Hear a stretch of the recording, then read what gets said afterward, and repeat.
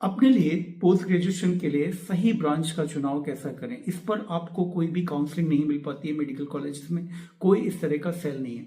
तो एक तो मैंने आपको बताया कि ग्राउंड रियलिटीज किसी सीनियर प्रोफेशनल जो कि अनबायस्ड होकर आपको बता सके, उससे आपको पूछना चाहिए। तो वो एक काम तो मैं आपके लिए कर दे रहा हूँ। मेरे डिटेल्ड वीडियो डिफरेंट ब्रांचेस पर पड़े हुए हैं और प्लेलिस्ट भी डिस्क्रिप्शन में है। आप जस्ट क्लिक करके उनको अपनी मनपसंद ब्रांच पे पूरा अध्ययन कर सकते हैं।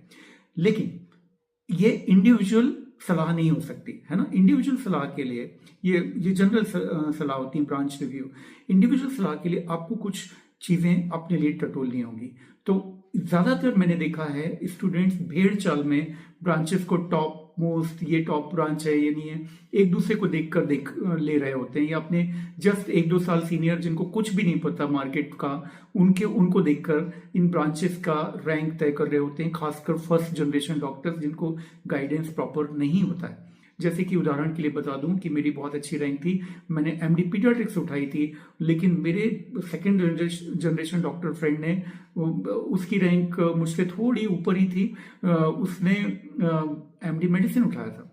उसको पता था कि पीडियाट्रिक्स जो है ये बाद में सैचुरेटेड हो जाएगी और इसमें डीएम वगैरह नहीं है। And he is a very very big doctor now, very very big doctor. मतलब उसकी पर मंथ की income 2 to 3 crore per month easily होगी, कम ही बोल रहा हूँ मैं, ठीक है। एनीवे, तो इस तरह से, क्योंकि सेकेंड जनरेशन डॉक्टर्स को बहुत कुछ पता होता रहता है अंदर से, लेकिन फर्स्ट जनरेशन डॉक्टर्स के पास कोई ऐसा हाथ नहीं होता। तो वो मैं हाथ पकड़ के सिखाता हूँ। देखो, फर्स्ट ऑफ ऑल आपको कैसे करना चाहिए, अपना एरिया ऑफ इंटरेस्ट फाइंड करना चाहिए।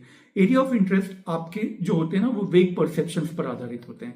जैसे कि कुछ लोग बोलेंगे मुझे ट्रेमर्स है तो मैं सर्जरी में अच्छा नहीं हूँ, या कुछ लोग बोलेंगे मैं पेंटिंग अच्छी नहीं कर पाता हूँ तो मैं सर्जरी में अच्छा नहीं हूँ, है ना। मैं अपने 2 ऐसे दोस्तों को जानता हूं जिनमें जो एमडी मेडिसिन पाने के लिए पागल थे, लेकिन रैंक अच्छी नहीं आ पाई, एमएस सर्जन बने। और वो उनमें से एक बड़ा एमसीएच न्यूरो सर्जन है और एक बहुत बड़ा ऑन्को सर्जन है। तो ये उसको पता ही नहीं था कि वो लोग सर्जरी इतनी अच्छी कर सकते हैं उस वक्त। तो इसके लिए सही तरीका है इंटर्नशिप। इंटर्नशिप में आपको डिफरेंट डिपार्टमेंट में जाना चाहिए, वहां के रेजिडेंट्स जो होते हैं उनसे बात करना चाहिए उस ब्रांच के बारे में, और थोड़ा सा उस डिपार्टमेंट की वाइब्स और वहां पर लोग खुशहाल हैं या नहीं। वहां खुशहाल रेजिडेंट तो कभी खुशहाल नहीं दिखेंगे, बदहवासी दिखेंगे, लेकिन उनके जो फैकल्टी हैं वो खुशहाल दिखाई देते हैं, यानी आपको वो देखिए आप, ठीक है। उनके जो एटीट्यूड से आपको बहुत अंदाजा लगेगा कि क्या आप वैसे चिड़चिड़े ग्रम्पी बनना चाहते हैं या एक खुश मिजाज कूल काम बनना चाहते हैं। तो वो आपको एक अंदाजा होगा इस तरह से। साथ ही साथ में ये देखिए कि किस डिपार्टमेंट में बहुत सारे फैकल्टी हैं, मतलब कि उस डिपार्टमेंट में जॉब रिक्वायरमेंट ज्यादा होती हैं, ठीक है। ये देखा करो कि मेडिकल कॉलेजेस नहीं खुलेंगे तो जॉब से तो आप सिक्योर हो ही जाओगे, तो ये चीज देखो। तो और जब अब सबसे बड़ा जो आपको पहले टटोलना है कि आप मेडिसिनल साइड के लिए बने हैं या सर्जिकल साइड के लिए बने। तो वहां पर थोड़ी बहुत जो प्रोसीजर्स करोगे, आप जो पेशेंट से बात करोगे, इससे आपको एक अंदर से एक आवाज आएगी कि मैं मेडिसिनल साइड के लिए बनाऊं या सर्जिकल साइड के लिए बनाऊं।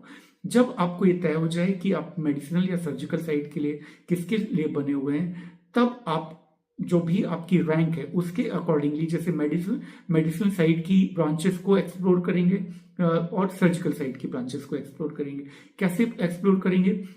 पहले आप देखेंगे कि आपका इंटरेस्ट इन पर्सनैलिटी, जो सपोज आपको बहुत कूल सी का काम करना है, चिक चिक नहीं चाहिए, तो डरमेट को आप ऊपर रख सकते हैं, या MD medicine followed by DM endo को आप ऊपर रख सकते हैं अपनी चॉइस में। यदि आपको एक थ्रिल भी चाहिए, आप डरते नहीं है, बिंदास हैं और ज्यादा से ज्यादा पैसा कमाना चाहते हैं, तो फिर आप एमडी मेडिसिन या एमडी पीडिया को ऊपर रखेंगे और फॉलोड बाय प्लान में रखेंगे अपने इंटरवेंशनल कार्डियोलॉजी को करना। आप यदि गर्ल हैं और आप बिल्कुल कूल सा काम करना चाहती हैं, तो आपको फैमिली लाइफ को भी बहुत अच्छे से देखना है, तो आप एमडी रेडियो को ऊपर करेंगी या और डर्मेटोलॉजी को अपने लिए ऊपर रखेंगी। और यदि आप अपना हॉस्पिटल खोलने का आगे चल के प्लान रखना चाहती हैं, या आपका बॉयफ्रेंड या फियांसी कोई पीडियाट्रिशियन है और आप दोनों मिलकर हॉस्पिटल खोलना चाहते हो, फिर गायनी चलेगी, ठीक है।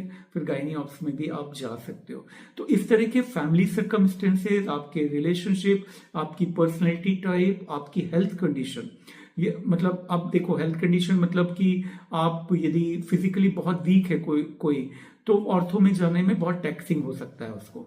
ठीक है, यदि वो थक जाता है जल्दी, और या तो अपनी हेल्थ को इम्प्रूव करे, और नहीं तो नहीं, या किसी को बैक एक रहता है, नेक पेन की कोई प्रॉब्लम है, तो ऐसी ब्रांचेस को लेने में आप परेशान हो सकते हैं। किसी को इंसोम्निया, डिप्रेशन, एंग्जाइटी है, तो आप एनेस्थीसिया को अवॉइड करेंगे। ठीक है, आप में से कुछ लोग बहुत अच्छे होते होंगे काउंसलिंग में, कुछ ऐसे होते होंगे ना जिनसे बहुत लोग अपनी प्रॉब्लम्स बताते हैं। आप में से कुछ लोग ऐसे होंगे जो बहुत लोग, दोस्त लोग आके बताते होंगे, और आप हमेशा कॉन्फिडेंशियल भी रखते हैं प्रॉब्लम को, और वो बता भी रहे हैं, यार मुझे वो लड़की ने रिजेक्ट कर दिया, भाई दुखी हूँ, परेशान हूँ, वट एवर, है ना। अपने आप को बहुत समझ रही थी, जो भी वो बड़बड़ कर रहा है वो आप उसकी सुन रहे हैं बहुत अच्छे से, आप गुड लिसनर हैं, और उसको एक प्रॉपर अप्रोप्रिएट सलाह दे रहे हैं। और हो सकता है अप्रोप्रिएट सलाह ना भी दें, बट आप गुड लिसनर हैं। तो ज्यादातर लड़के तो अप्रोप्रिएट सलाह क्या देते हैं, चल 2 पैग मारते हैं ठीक है, इस तरह की अप्रोप्रिएट सलाह देते हैं, या अबे छोड़ना दूसरी मिल जाएगी तेरे को, तो इस तरह की। और बाद में जाके खूब हंसते हैं लोटपोट होके कि साले को रिजेक्ट हो गया, इस तरह से। तो लड़कों का इस तरह का रहता है। तो आप यदि इस तरह के हैं कि आप बहुत मतलब अच्छे से काउंसिल कर सकते हैं, तो साइकेट्री आपकी बहुत अच्छी ब्रांच है। इसमें भी बहुत पैसा है, आपको अंदाजा नहीं है। कुछ लोग साइकेट्री में 25 लाख रुपए पर मंथ तक इजीली कमाते हैं, इजीली बता रहा हूँ। ये बहुत ही अनएक्सप्लोर्ड ब्रांच है, ठीक है, और बहुत कूल लाइफ के साथ, कोई इमरजेंसीज नहीं, कोई रिस्क नहीं। तो इस तरह से आपको जाना चाहिए। यदि आपको लगता है कि आप फाइनेंशियली बहुत अच्छे बैकग्राउंड के हैं, आपके पापा एक हॉस्पिटल खोलने में इन्वेस्ट कर सकते हैं, तो मैं और ऑप्थेल्मोलॉजी को आपके लिए टॉप पर रखना चाहूँगा। ऑप्थेल्मोलॉजी सबसे ज़्यादा हाईली अर्निंग ब्रांच है, और इसमें जो इनोवेशन हो रहे हैं उससे आप सैचुरेशन को बीट करके आगे निकल सकते हैं, कुछ नया सीख कर आ सकते हैं। फेलोशिप्स हैं इसमें बहुत सारी। तो इस तरह से अपने क्राइटेरियाज को डिसाइड किया करो। साथ में अपने खुद के इंटरेस्ट के अतिरिक्त जो आपको ध्यान रखना है, जिसको मिस आउट करते हैं बच्चे, वो ये है कि मार्केट कंडीशन का आपको अंदाजा नहीं लगाते हैं आप।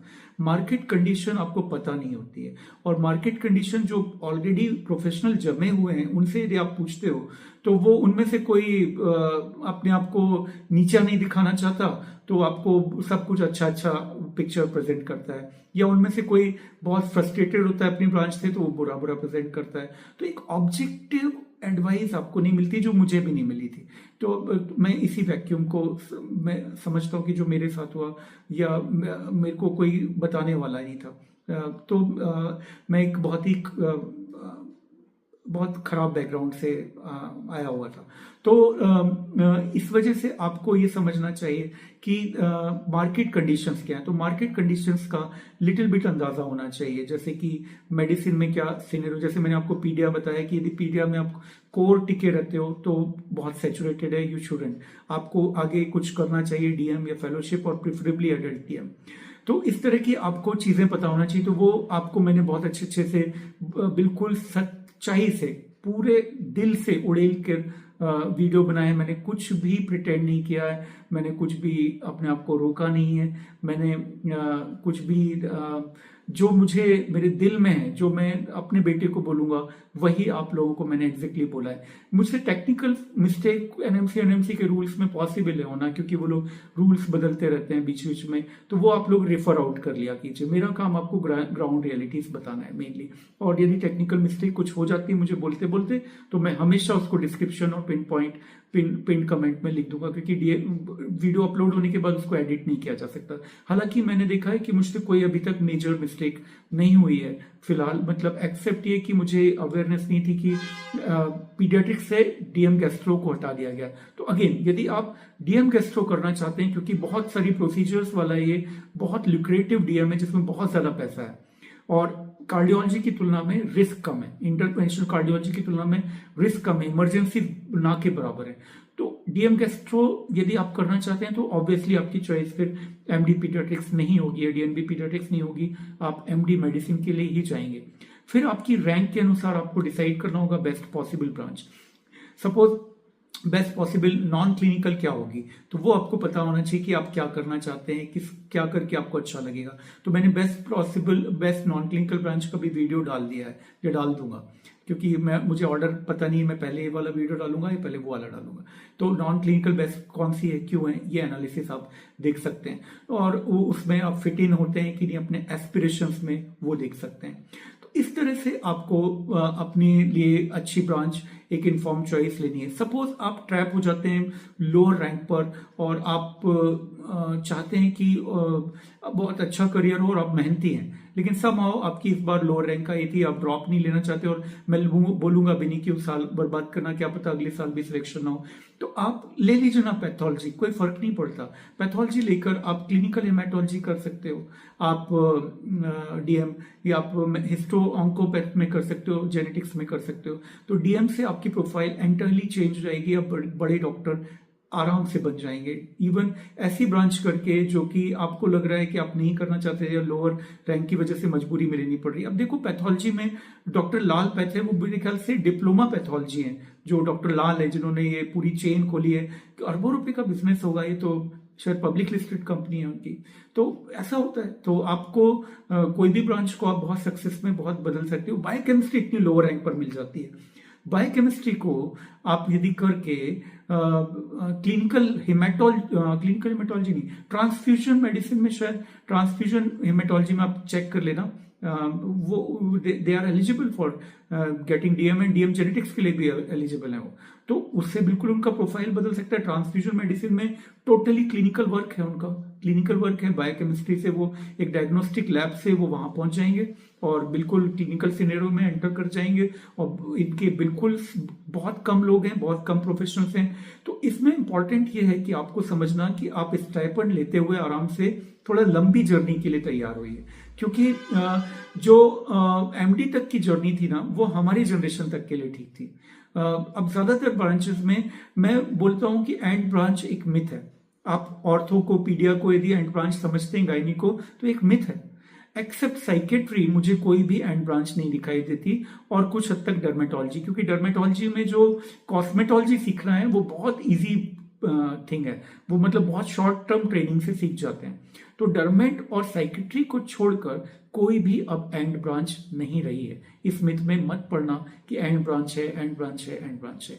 तो इस तरह से उम्मीद करता हूं कि ये क्राइटेरिया आपको हेल्प करेगा खुद को टटोलने, खुद को पहचानने में। विश्वनाथन आनंद ने एक बार कहा था, एक इंटरव्यू में सुन रहा था वर्ल्ड चैंपियन बनने के बाद, तो उसने कहा था कि मैं 4 साल की एज में मेरी माँ ने चेस बोर्ड ला कर दिया था, और मुझे 5 या 6 साल की उम्र तक रियलाइज हो गया था कि मैं इसी चीज के लिए बनाऊं, चेस के लिए बनाऊं। तो हमें सबसे बड़ा अचीवमेंट हमारी लाइफ में पता है क्या होता है? यही होता है कि हम ये जान लें कि हम किस चीज के लिए बने, किस काम को करने, किस काम को कंट्रीब्यूट करने के लिए बने, और किसके लिए बने। Thank you.